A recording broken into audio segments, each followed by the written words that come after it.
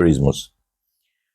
Kam zgjedhur dy çështje ose problematika, informacioni, lajmet edhe buje mediatike, informative, që janë tashmë kalimi në gjykatën kushtetuese, ankesën e Erion Veliës dhe prononcimin e një zyrtari të State Departamentit për çështjen e Albin Kurtit, i cili sigurisht vazhdon të bëjë sovranistin, por në vërtetës izolacionist i Kosovës dhe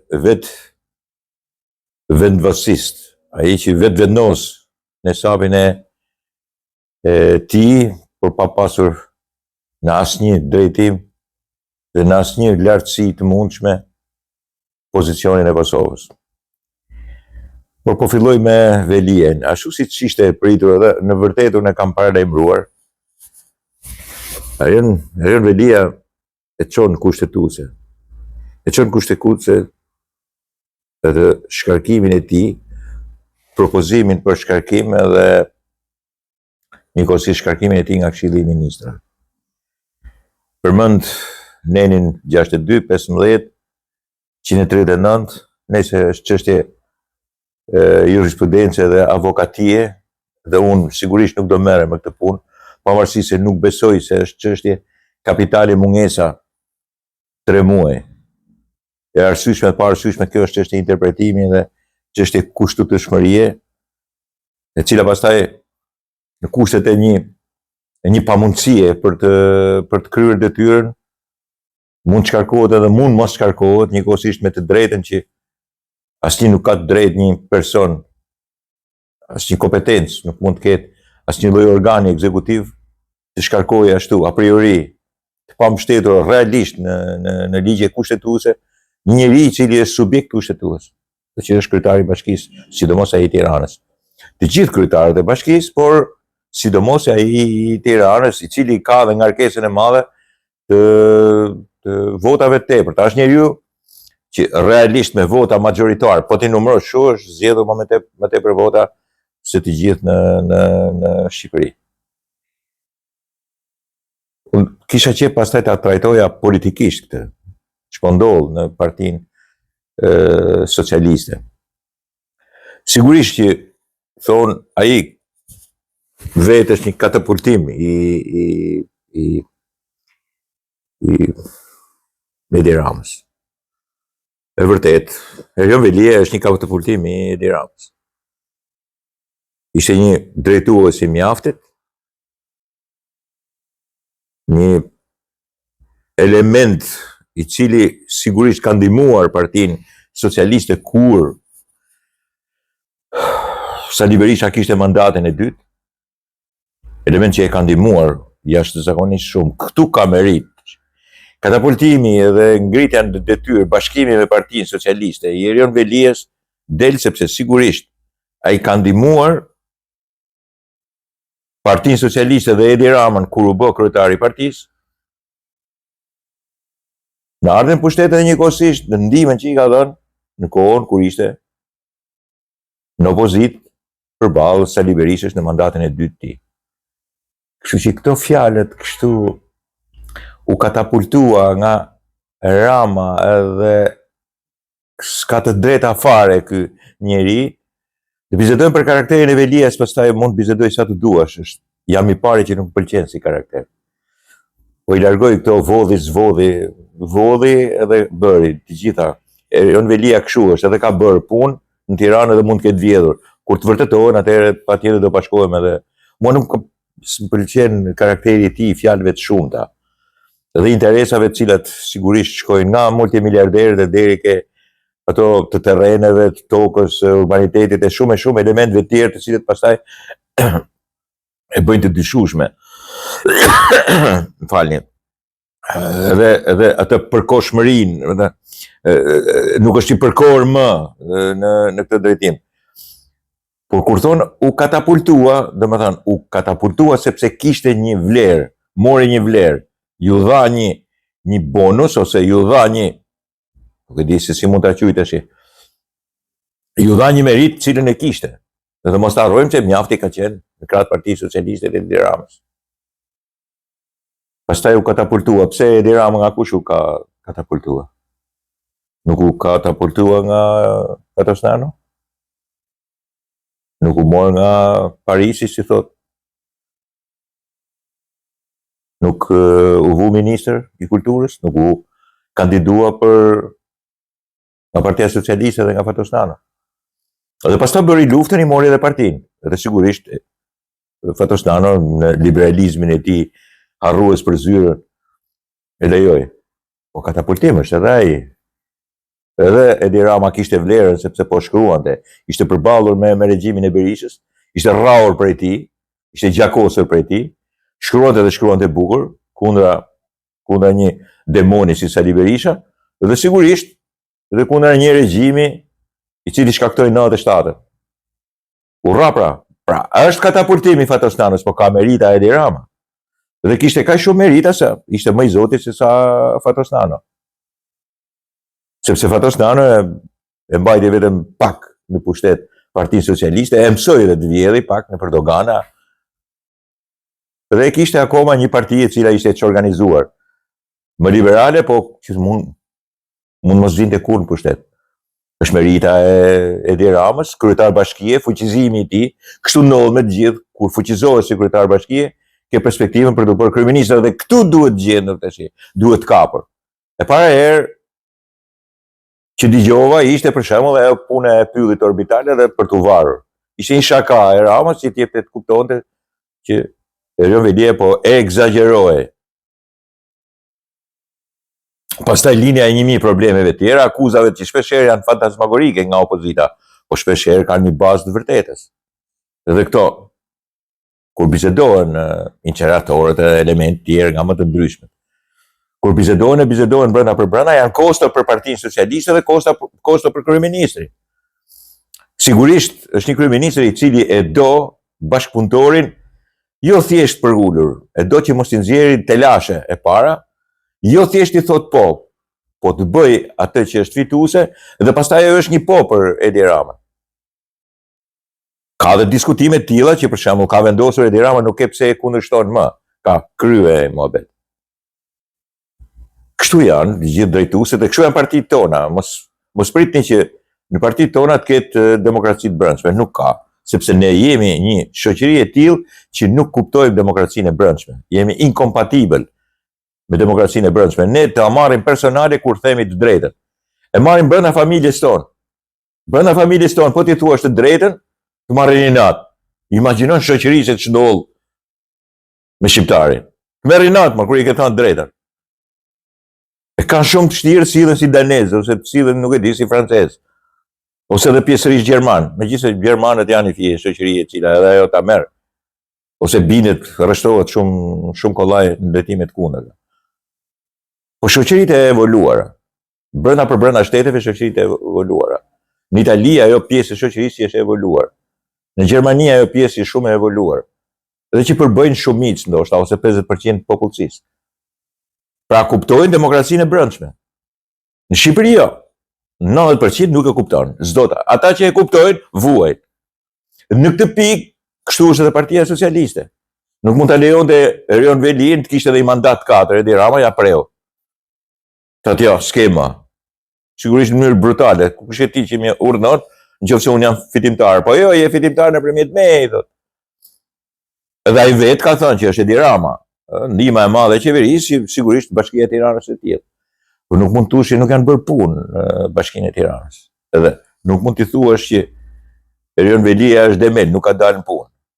Po ti pyetësh majmunatin e Partisë Demokratike, jo është punëtor thotë që ka vjedhur miliarda. Por ai edhe mund të ketë vjedhur miliarda, mund. Po dhe ka punuar miliarda. Partia Demokratike vetëm ka vjedhur dhe s'ka punuar asgjë. E kjo është përgjigja për Partinë Demokratike. E kanë pas kryebashkiakun fantastik, Lulzim Bashën. Ku pasa e bukur u bë Tirana. Tirana e Lulzim Bashës është Tirana e tortës. Një ajo është Tirana. Edhe asaj petllës në qendër Tiranës. Asgjë tjetër, më tepër se sa kaq. Tash ka shkuar në kushtetuese. Edhe a është çështje e mbyllur politike apo është çështje e hapur kushtetuese? Unë di të them diçka që sigurisht Erion Velia do të shkojnë në Strasburg, edhe i duhet edhe kushtetuesja. A do realizohen zgjedhjet? Kushtetuesja do të vendosi pro Velijes ose pro Ramës, se kështu ka shkuar puna tani. Se këta majmunati i Partisë Demokratike kujton se e ka shkarkuar këta. As kanë as numra, as logjikën, as kompromisin për shkatkuar njeri. Duket sikur kanë bërë kompromis, po janë zënë kurrë. Erion Velijen e ka shkarkuar Edi Rama me Partinë Socialiste dhe këshilltarët e Partisë Socialiste, sepse e para nuk duan t'ia zgjasin më, nuk duan t'a fusin kalende, e dyta i është bërë edhe Tirana e pa komandueshme dhe vazhdojnë të jenë njerëz të dy veprimeve të ndryshme. Që me sa duket ka edhe Erion Velija të tillë. Unë jam me parimin që duhet mbrojtur çdo njeri, qoftë ky edhe Erion Velija, i cili kur fliste mas në inaugurimi rrugë ose në mbjellje pemësh, maneveriste, nuk aty për aty me përsëritjet e fjalëve të tij, me sloganet, me atë pathosin e mërzitshëm të një delirit të folur për të zgjatur e stërtë zgjatur, më bëte që të thyja televizorin, po e kam blerë të parade, që që e kam kursyer shpesher. Më është dashur vetëm të ndroj kanali. Pra nuk e kam dëruar fare. Por nuk e hedh poshtë krejtësisht. E di që i ka rregulluar qerdhet, e ka ndërtuar, e di që ka rregulluar, e ka ndërtuar shkolla, e di që ka shtruar rrugë, e di që mund të ketë bërë dhe afera, e di që ka vizuar, që ka vendosur një lloj rregulli, sigurisht di që ka dhënë leje në bashkëpunim me atë sipër. Ka bërë dhe të mira dhe të këqija. Njeriu është kompleks. Por nuk mund të thuash se nuk ka punuar në Tiranë. Nuk ka fituar kot në Tiranë. Nuk ka fituar vetëm se ishte Edi Rama dhe Partia Socialiste. Sigurisht ato janë gjëra kryesore, por dhe ky ka punuar. Pastaj, drejtësia duhet gjejë edhe ku ka bërë keq. Praktikisht është mbyllur çështje politike, është një çështje politike, është edhe brenda Partisë Socialiste, por është edhe çështje ligjore. Që ju takon të dyja ta zgjedhin, dhe është një çështje e Strasburgut, sepse në fund krejt Erion Velija do që të fitoj pavajsi. Dhe do që t'i futet edhe njëherë politikës. Ky është qëllimi. Prandaj duhet shkojë, dhe kështu e kanë këshilluar dhe kështu funksionon, në gjykatën kushtetuese. Që do ndodhi me zgjedhjen? Atë që do vendosi gjykata kushtetuese. Shohim se sa real politike dhe sa ligjor, sa gjyqtar do sillen ato të gjykatës kushtetuese. Dakord, miqtë e mi. Tjetra, në një prononcim të një zyrtari dashit, ato fjalët e Albin Kurtit që sigurisht Shtetet e Bashkuara të Amerikës duan të tërheqin nga ndikimi rus Serbinë, neglizhojnë dhe nënvizojnë vetëm si Kosovën problem, por ne do vazhdojmë, s'kemi kompromise me këtë punë, sovranizmin e sovranitetin tonë, u konsideruan gati një marrëzi politike dhe një adresim i gabuar.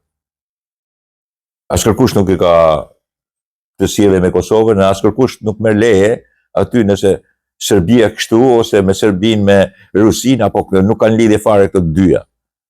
Sjellja dhe ndalimi i një dialogu strategjik, ndihmë strategjike është për sjellje me demek sovraniste, po që nuk përputhen me politikat e Shtetit Bashkuar të Amerikës mbi të Bashkimit Evropian. Ky lloj sovranizmi dhe ky lloj mënyrë sjellje sigurisht nuk është kompatibël me demokracinë dhe me partneritetet që ka Shtetet Bashkuar të Amerikës, që ka bile dhe Bashkimi Evropian, po flasim për Shtetet Bashkuar të Amerikës, dhe mënyra për të qeverisur në Kosovë. Ky lloj vendosmërie për qenë vetë vendosësh në çdo element, po që në shumë raste bie kundra me strategjitë dhe me misit, po edhe me aleancën me Shtetet Bashkuara të Amerikës, e bëjnë Kurtin jo vetëm të papëlqyeshëm, po të gjitha të treshin aty. Vjosa Osmani mund të bëj fotografi dhe mund të bëj, po Kosovën e saj e ka për faqe të zezë. Mund të bësh fotografi, ata të marrin me të mirë, sigurisht amerikanët. Ata nuk kanë gjë me popullin e Kosovës, as me Kosovën, as me interesat e tyre në Kosovë. Ata kanë gjë me pushtetin atje. Edhe Vjosa Osmani është pjesë e pushtetit Kurtit. Pjesë e pushtetit që Kurti ajo gërvalla dhe ajo eminenca gri, eminenca e zezë, me i nga zezë, si është mëkëmsja e Albin Kurtit nga Tirana, përbën një nga aktet më të këqija, jo vetëm të prishjes me Perëndimin, me Shtetet e Bashkuara të Amerikës, me rënien në nivelet ulta të marrëdhënieve, po dhe me Bashkimin Evropian, me shtetet të ndryshme të Evropës, e sidomos me Shqipërinë.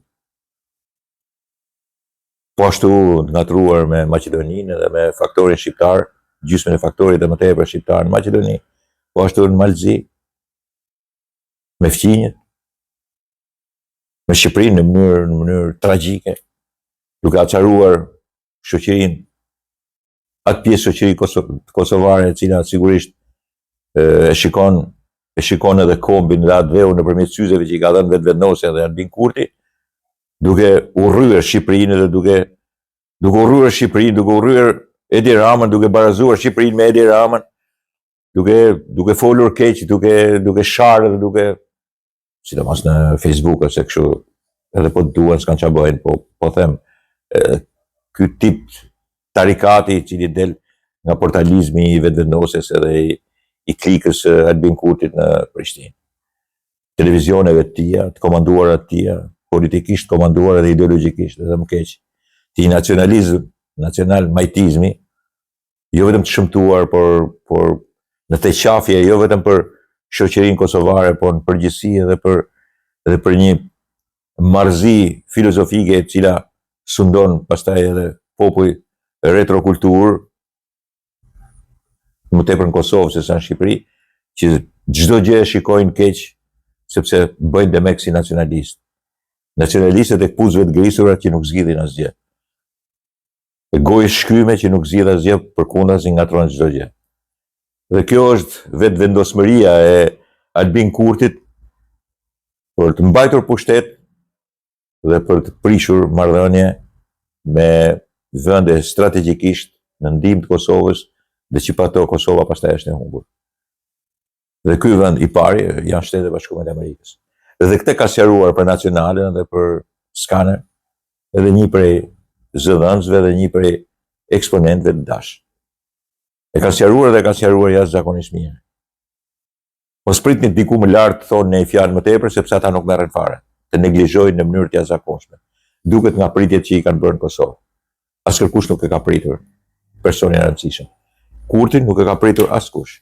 I kanë treguar vendin, i kanë thënë ti do të rrish aty në qoshe, dhe do merresh vetëm me nivelet e treta dhe të katërta, po më tepër mos pretendo sepse nuk je njeri i besueshëm, partner i besueshëm për Shtetet e Bashkuara të Amerikës. Kaq, s'ka më tepër se sa kaq. Kjo është një e mirë për Kurtin, sepse ai këtë do, por është një e keqe e madhe për Kosovën. Dakord, miqtë mi?